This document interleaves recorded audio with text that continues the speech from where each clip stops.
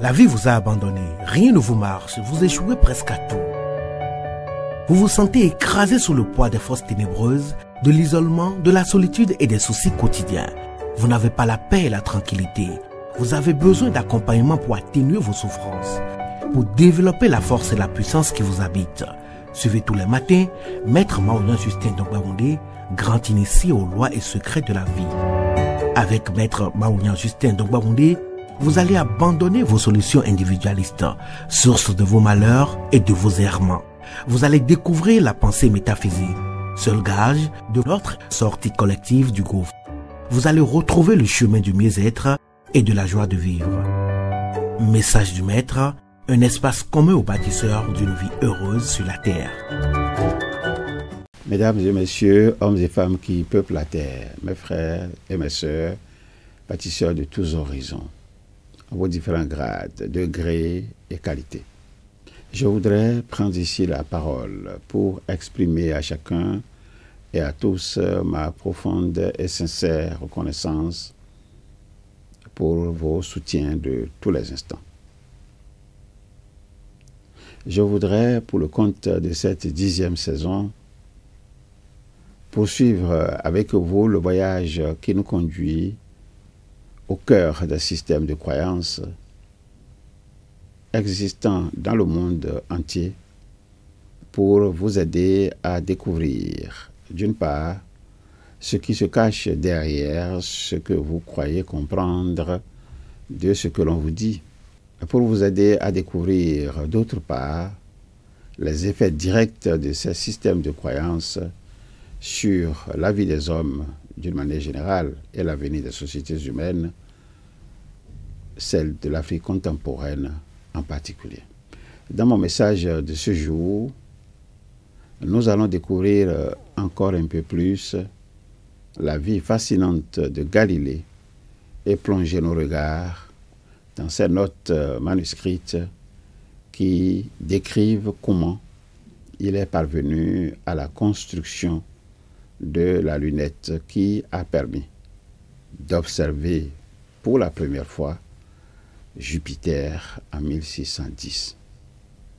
Nous en avons déjà parlé le 8 juillet de l'année 2021 dans le message qui portait le numéro 135. Vous savez, l'année 1604 a été une année exceptionnelle pour Galilée, qui venait d'avoir ses 40 ans. En juillet de cette année-là, il teste sa pompe à eau dans un jardin de Padoue. En octobre, il découvre la loi du mouvement uniformément accéléré, qu'il associe à une loi des vitesses erronée. En décembre, il commence l'observation d'une nova connue depuis le 10 octobre au moins. En astronomie, une nova est une étoile qui devient extrêmement brillante avec une grande augmentation de son éclat qui peut être de l'ordre de 10 magnitudes. Cette vive luminosité ne dure que quelques jours et l'étoile reprend ensuite progressivement son éclat initial. Galilée consacre 5 leçons sur le sujet le mois suivant. Bien que l'apparition d'une nouvelle étoile et sa disparition soudaine entrent en totale contradiction avec la théorie établie de l'inaltérabilité des cieux, Galilée reste encore aristotélicien en public, mais il est déjà fermement copernicien en privé. Il attend la preuve irréfutable sur laquelle s'appuyer pour dénoncer l'aristotélisme, donc la théorie fondée par Aristote. Reprenant ses études sur le mouvement, Galilée montre que les projectiles suivent dans le vide des trajectoires paraboliques. Et en 1606, il, donc je parle de Galilée, et 2 de ses amis tombent malades le même jour d'une même maladie infectieuse. Seul Galilée survit, mais il restera perclus de rhumatisme pour le restant de ses jours. Dans les 2 années qui suivent, le savant étudie les armatures d'aimants. On peut encore voir ses travaux au musée d'histoire de la science de Florence. En mai 1609, Galilée reçoit de Paris une lettre de Jacques Badover, l'un de ses anciens étudiants, qui lui confirme une rumeur insistante. Il s'agit de quelle rumeur? L'existence d'une longue vue conçue par l'opticien hollandais Hans Lippershey en 1608 et permettant de voir les objets éloignés. Fabriquée en Hollande et en France, la lunette est d'abord un jouet commun qui grossit les objets observés environ 7 fois, non sans d'énormes aberrations latérales. Selon les indications françaises qui envisagent un usage de multiplicateur du sens de la vision, Galilée, qui ne donne plus de cours à Cosme II de Médicis, construit sa première lunette. Galilée améliore cette lunette simple en appliquant des principes élémentaires d'optique et la transforme en lunette astronomique, envisageant ainsi d'observer les étoiles invisibles à l'œil nu. Son instrument déforme toujours sensiblement les objets, mais les grossit surtout de manière linéaire jusqu'à 30 fois. Galilée est aussi le seul, à l'époque en Europe, à réussir à obtenir une image droite grâce à l'utilisation d'une lentille divergente en oculaire. Cette invention marque un tournant dans la vie de Galilée car elle le transforme de physicien en astronome. Et il croit d'emblée, sans construire une théorie prudente de l'instrument d'optique fabriqué, qu'il observe bien la réalité. Il se précipite vers l'observation des corps célestes et extrapole déjà leur mouvement. Le 21 août 1609, il termine sa deuxième lunette assez proche de la longue vue hollandaise et conçue pour l'observation nocturne. Il la présente au Sénat de Venise. La démonstration a lieu au sommet du campanile de la place Saint-Marc. Les spectateurs sont enthousiasmés. Sous leurs yeux, Murano, situé à 2,5 km, semble être à environ 300 mètres seulement. Galilée offre son instrument et en lègue les droits à la République de Venise, très intéressée par les applications militaires de l'objet. En récompense, Galilée est confirmé à vie à son poste de Padoue et ses gages sont doublés, ce qui le libère enfin de ses difficultés financières. Il faut cependant signaler que Galilée ne maîtrisait pas la théorie optique et que les instruments fabriqués sont de qualité très variable. Certaines lunettes sont pratiquement inutilisables, en tout cas en observation astronomique. En avril 1610, à Bologne, par exemple, la démonstration de la lunette est désastreuse, ainsi que le rapporte Martin Horky dans une lettre à Kepler. Galilée lui-même reconnaissait, en mars 1610, que sur plus de 60 lunettes qu'il avait construites, quelques-unes seulement étaient adéquates. De nombreux témoignages, y compris celui de Kepler, confirment la médiocrité des premiers instruments. Montés sur de simples tubes en bois ou de carton, les lentilles conçues par Galilée permirent pour la première fois à l'œil humain d'étudier de très près la Lune, d'étudier les taches solaires, d'étudier les planètes et leurs satellites. Pendant l'automne, Galilée continue à développer sa lunette. Et en novembre, il fabrique un instrument qui grandit une vingtaine de fois. Il prend le temps de tourner sa lunette vers le ciel. Très vite, en observant les phases de la Lune, il découvre, quelques mois après Thomas Ariot, il découvre que cet astre n'est pas parfait comme le voulait la théorie d'Aristote, donc la théorie aristotélicienne. La physique aristotélicienne, qui faisait autorité à l'époque, distinguait deux mondes. Le monde sublunaire, comprenant la Terre et tout ce qui se trouve entre la Terre et la Lune, monde dans lequel tout est imparfait et changeant.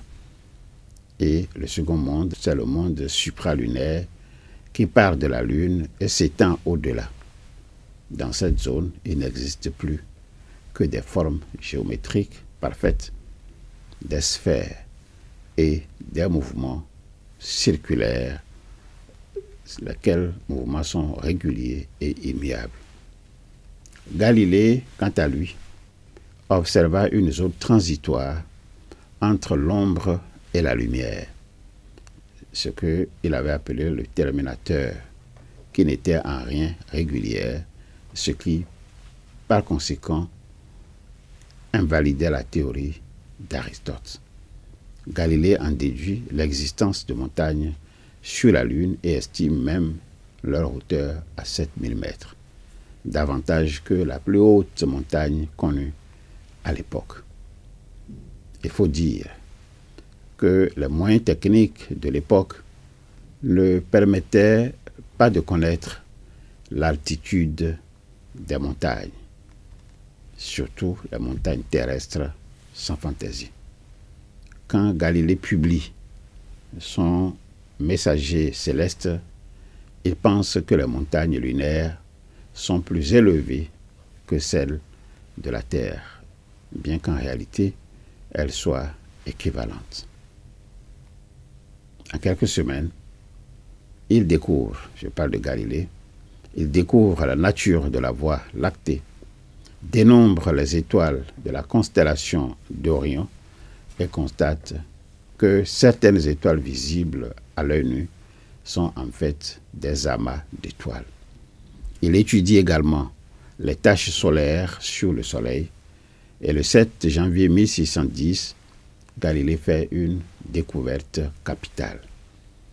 Il remarque 3 petites étoiles à côté de Jupiter. Après quelques nuits d'observation, il découvre qu'il y en a une 4e et qu'elles accompagnent la planète. Ce sont les satellites visibles de Jupiter, qu'il nommera plus tard les étoiles Médicées ou astres médicéens en l'honneur de ses protecteurs, la famille des Médicis, grand-duc de Toscane. Les satellites de Jupiter, aujourd'hui appelés lunes galiléennes, seront baptisés Callisto, Europe, Ganymède et Io par Simon Marius, qui en revendiquera également la découverte plusieurs années après. La suite dans mon prochain message. En attendant, je vous demande de continuer à vous familiariser avec cette invocation. Invocation que vous connaissez déjà, elle est très simple. Invocation que je vous invite à répéter chaque matin, 5 heures de préférence et à intervalles réguliers de 2 heures jusqu'à 21 heures. Acceptez de répéter cette invocation après moi. Allons-y, ensemble. Au commencement était la pensée. Au commencement était la pensée. La pensée se manifesta sous la forme d'idées. La pensée se manifesta sous la forme d'idées. L'idée prend corps dans notre conscience et se traduit par la parole, le geste ou l'écriture. L'idée prend corps dans notre conscience et se traduit par la parole, le geste ou l'écriture. Cette parole projetée sur la matière devient notre action. Cette parole projetée sur la matière devient notre action. Je suis donc pensée, parole et action. Je suis donc pensée, parole et action. Voilà l'invocation. Alors, si regarder en arrière vous cause du chagrin et regarder en avant vous inspire de la crainte, je vous suggère tout simplement de regarder tout près de vous, à côté de vous. J'y suis. Je, c'est l'ISEP. L'ISEP pour vous accompagner dans vos désirs respectifs, d'apprendre à capitaliser, ce qui vous permet de vous éloigner des systèmes d'endoctrinement et de falsification de la vérité. L'ISEP pour vous accompagner dans vos désirs respectifs, d'apprendre à assurer à travers vos comités de défense de la vie, apprendre à assurer la promotion de la pensée métaphysique qui aujourd'hui reste l'alternative crédible pour fonder, comme nous l'a dit le pape Jean-Paul II, pour fonder le concept de la dignité humaine, et moi j'ajoute, et bâtir une vie heureuse sur la terre. Ensemble, donc, pour gagner le pari des connaissances vraies, des connaissances justes, des connaissances libératrices. Au revoir. À bientôt. La vie vous a abandonné, rien ne vous marche, vous échouez presque à tout. Vous vous sentez écrasé sous le poids des forces ténébreuses, de l'isolement, de la solitude et des soucis quotidiens. Vous n'avez pas la paix et la tranquillité. Vous avez besoin d'accompagnement pour atténuer vos souffrances, pour développer la force et la puissance qui vous habitent. Suivez tous les matins Maître Maouyan Justin Dongbaoundé, grand initié aux lois et secrets de la vie. Avec Maître Maouyan Justin Dongbaoundé, vous allez abandonner vos solutions individualistes, source de vos malheurs et de vos errements. Vous allez découvrir la pensée métaphysique, seul gage de notre sortie collective du gouffre. Vous allez retrouver le chemin du mieux-être et de la joie de vivre. Message du Maître, un espace commun aux bâtisseurs d'une vie heureuse sur la terre.